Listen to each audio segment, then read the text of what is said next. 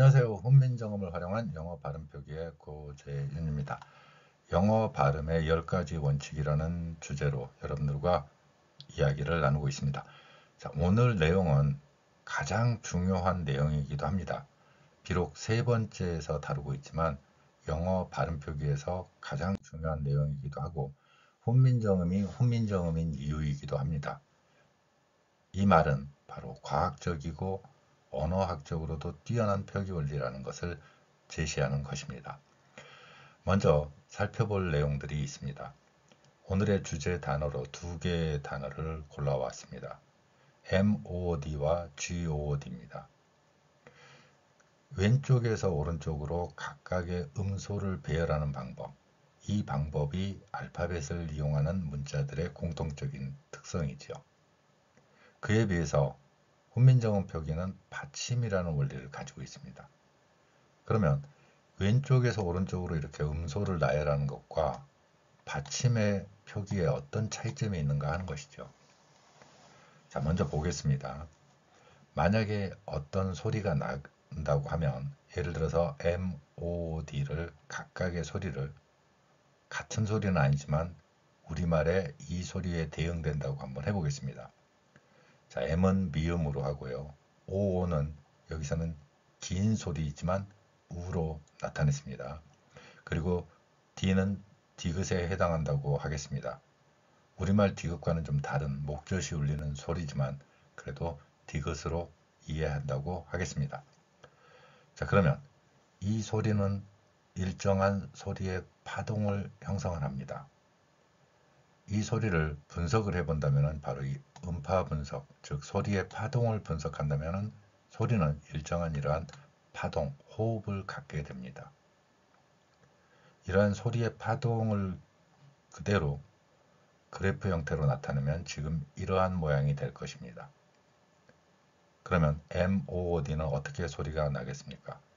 mood, mood 이렇게 소리가 나겠죠. 그러면 이 과정에서 하나의 호흡이 이루어지는 것입니다. 소리 호흡이에요. 우리가 숨 쉬고 내쉬는 것도 일종의 호흡이지만 제가 지금 여기서 말하는 것은 소리 호흡이 하나가 이루어졌다는 것입니다. 그러면 이 소리를 놓고 보면 모음인 부분에서 좀 더 강한 소리로 표현될 것이고요. 그래서 모음을 중심으로 소리가 형성되는 것을 볼 수 있습니다. 자, 이렇게 소리가 났다고 하면 여러분들은 이 소리를 훈민정음 표기로 나타낸다면 이렇게 나타낼 것입니다. 이 소리 표기는 바로 mood 이걸 나타내죠. 우리말과 차이점은 뭐냐면은 우리말은 만약에 이게 묻이라는 단어가 됐다면 묻하고 여기서 절벽을 만나듯이 급격하게 소리가 줄어듭니다. 소리의 호흡이 여기서 강력하게 중단되는 것이죠. 자, 이러한 소리의 호흡을 보면 두 그래프가 하나는 비교적 완만하게 그리고 또 하나는 급격하게 달라지는 것을 볼 수 있습니다.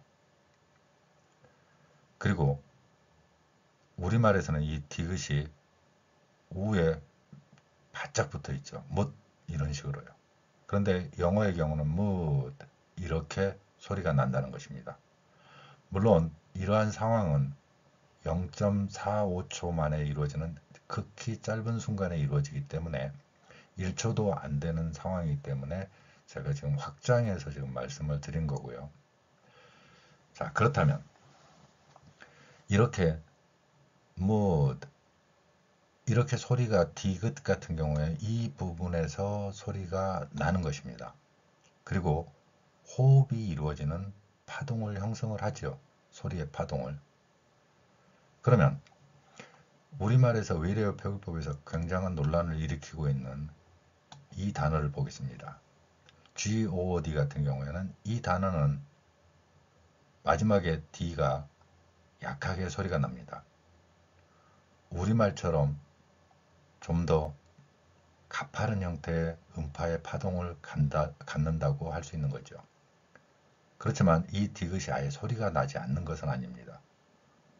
즉 우리말 굿 이렇게 해서 끝나는 게 아니라 끝에 드가 들릴 듯 말 듯 이렇게 소리가 나는 것입니다. 왜냐하면 알파벳과 같은 이러한 글자 체계에서는 왼쪽에서 오른쪽으로 나타내고 있기 때문에 이 D가 비록 우리 귀에는 우리말처럼 닫힌 소리처럼 보이겠지만 마지막에 제 역할을 하기는 합니다. 물론 대화와 같이 빠른 상태에서는 이 소리가 우리말 이런 식으로 소리 날 수도 있겠죠. 그러면 현재 외래어 표기법에서는 논란이 되고 있는 게 바로 이런 부분들이죠. 받침으로 7개만을 사용하고 있습니다. 즉 디귿이 빠집니다. 기역, 니은, 리을, 미음, 비읍, 시옷, 이응의 순서로 7개만 받침으로 허용을 하고 있죠. 자, 그 결과로 현재 외래어 표기법에서는 시옷으로 바뀌어서 지금 나타나고 있습니다. 이러한 표기 원칙은 받침 표기에 극히 제한을 두는 이러한 상황이고요. 이러한 받침 표기의 제한은 우리가 일제강점기를 거치면서 일본인들의 외래어 표기라든가 일본인들의 언어 구조를 닮아가는 과정과 닮아 있다고 볼 수 있습니다. 이와 관련된 자세한 내용은 다른 동영상을 참고하시면 되겠습니다. 자, 어찌됐건 여러분들은 이 것이라는 단어, 그런데 이 디귿이 우리말 디귿처럼 좀 절벽에 가까운 소리지만 뒤에 거의 끝자락에서 나는 소리가 되는 것입니다. 안 나는 건 아닌데 들리지는 거의 않을 정도로 약하게 소리가 나는 것이죠. 자, 그러면 이 받침은 어떤 원리에 의해서 생기는 것인가 하는 거예요. 호흡의 끝자락을 표현해주는 단어이고 영어의 발음과 우리말의 발음의 차이점은 이 소리가 절벽처럼 끝나는가 아니면은 끝부분에서 열린 소리로 그 역할을 하는가 하는 차이입니다. 자, 그러면 이 소리 표기를 만약에 일본인들의 언어 표기 방법으로 한번 보자는 것입니다. 저는 디귿으로 표기했지만 현재 외래어 표기법에서는 무드처럼 이렇게 나타나고 있습니다. 무드.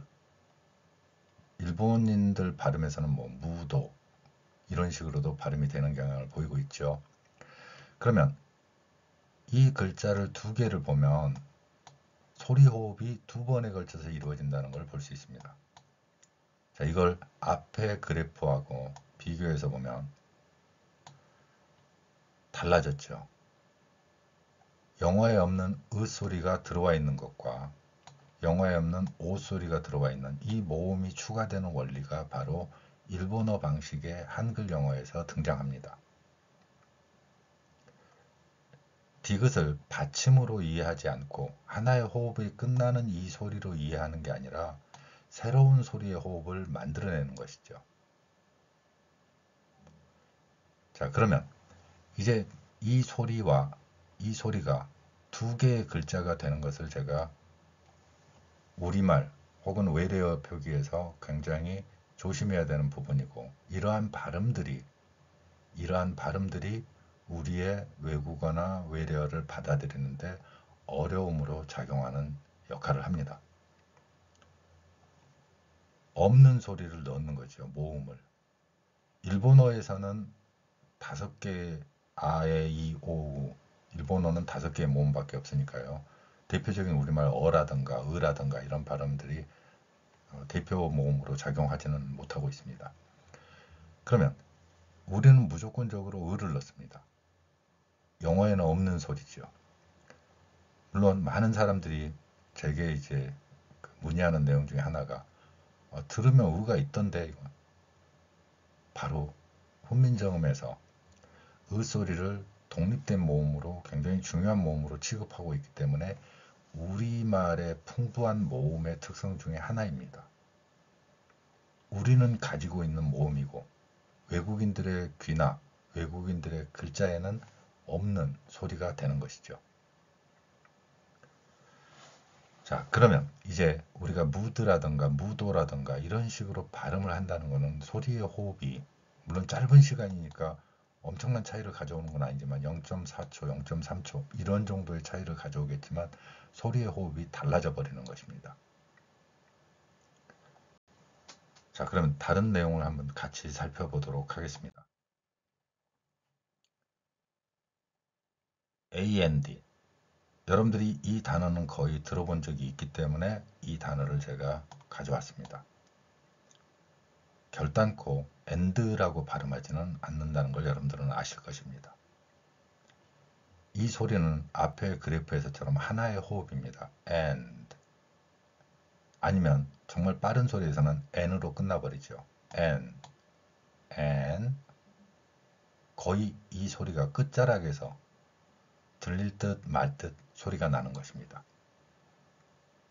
그러면 이 소리가 거의 들리지 않는 소리고 호흡의 끝부분에서 형성되는 건데 이걸 독립된 소리로 구별하는 거. 자, 자음이죠. 이 글자는 자음이니까 여기에 모음을 넣어버립니다. 이 D라는 글자를 하나의 독립된 소리로 보는 것이죠. 이 방식이 바로 일본어 방식이라는 거죠. 일본어 방식에서는 이 디귿이 아니라 디귿에 뭔가 모음이 결합되는 소리라고 이해를 하는 것입니다. 왜냐하면 그들의 글자 체계에서는 알파벳은 음소의 배열이지만 일본인들의 언어 구조에서는 이건 소리의 배열입니다. 호흡의 배열이에요. 그래서 자음이면 무조건 모음을 연결시켜야 됩니다. 이 원리를 우리가 따라하는 게 바로 이런 글자 표기입니다. AND. 이렇게 자음에 모음을 결합시켰죠. 비록 훈민정음 창제 당시의 문자 기호를 사용하고 있지만 명백히 그 안에 들어있는 원칙, 이거는 일본어 방식이라는 거죠. 우리의 훈민정음 표기가 바로 이렇게 변질이 된 것입니다. 따라서 이 호흡은 원래 하나의 호흡이었던 게 두 개, AND, 두 개의 호흡으로 연결이 되죠. 당연히 소리가 길어지고 또한 원래의 소리와 다른 그러한 방식이 되는 것이죠. 앞에서 훈민정음 표기가 굉장히 뛰어난 표기 원리라는 것을 제가 말씀드린 이유 중에 하나입니다. 받침으로 두 개를 표기했습니다. 그러면 하나는 역할을 합니다. 강력한 역할을 하지요. and 이런 식으로요. and 이런 식으로. 자, 그러면 마지막 디귿으로 표현된 이 소리는 현재 한글 표기에서 삶이라든가 흙이라든가 닭이라든가 이런 거에서 볼 수 있듯이 우리말에서는 거의 소리가 나지 않지만 영어에서는 약하게 끝부분에서 호흡의 끝자락에서 소리를 내고 있다는 것입니다. 이렇게 음소를 왼쪽에서 오른쪽으로 쭉 써나가는 알파벳과 다르게 훈민정음은 바로 이 호흡의 원리를 기준으로 하고 있다는 것입니다. 따라서 우리가 알파벳처럼 왼쪽에서 오른쪽으로 쭉 나가는 이런 글자를 어디에서 호흡을 맞출 것인지 and 이런 식으로요. 여기서 호흡을 멈춰라라는 거죠. 그 호흡의 단위를 표기할 수 있는 방법이 바로 훈민정음 표기 원리라는 것입니다. 자, 또 다른 사례를 한번 보겠습니다. 우리는 대부분 이 단어를 밀크라고 하고 있습니다. 그러면 이 소리를 한번 그대로 한번 보겠습니다. 미음은 M과 연결되고요. 그 다음에 E 그리고 I가 E로 표기됐습니다. L은 두 개의 리을. L은 자음 하나가 아니라 기본적으로 두 개의 소리를 가지고 있습니다. 자음 두 개, 그 중에서 L은 리을 두 개로 이해하시면 되겠습니다. 자, 그 소리의 특성을 이렇게 알파벳처럼 왼쪽에서 오른쪽으로 나열하면 이렇게 됩니다. milk 이렇게요. 자, K가 키읔으로 표현했습니다. 그러면 훈민정음 방식으로 이 글자를 모으면 어떻게 되겠습니까? 이렇게 되겠죠.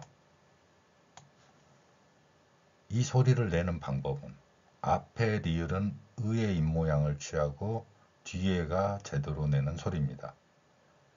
제가 다른 동영상에서 L 발음에 대해서는 언제나 이 표현을 사용하고 있습니다. 그러면 milk 이렇게 되겠죠. milk 하나의 호흡에서 자, 미라는 소리와 milk 마지막에 크 소리는 흘리면서 하는 호흡을 마무리하는 것입니다. 물론 이러한 글자 표기가 직관적으로 보이지 않는다면 이렇게 리을을 한 번만 써도 우리는 milk 자, 앞부분까지가 명확한 소리고요. 이거는 흘리는 호흡 소리의 호흡에서 바로 이러한 표기로 나타낼 수 있는 것입니다. 이렇게 표현하면 되는 것인데 이러한 표기를 할 수 없는 일본어 방식이 되면 어떻게 됩니까? 일본인들은 이 소리를 각각의 소리로 봅니다. L은 소리 하나로 보니까 미루쿠, 미루쿠 이런 식으로요. 이 표기 원리에서 자, 키읔 소리가 어떻게 됩니까? 자음 하나가 소리가 날 수 없으니까 모음을 넣죠. 그래서 밀크라는 표기가 되는 것입니다. 그러면 일본인들의 기준이라면 어떻게 되겠습니까? 자음, 모음 다 결합시켜야 되니까 미 여기까지는 하겠지요.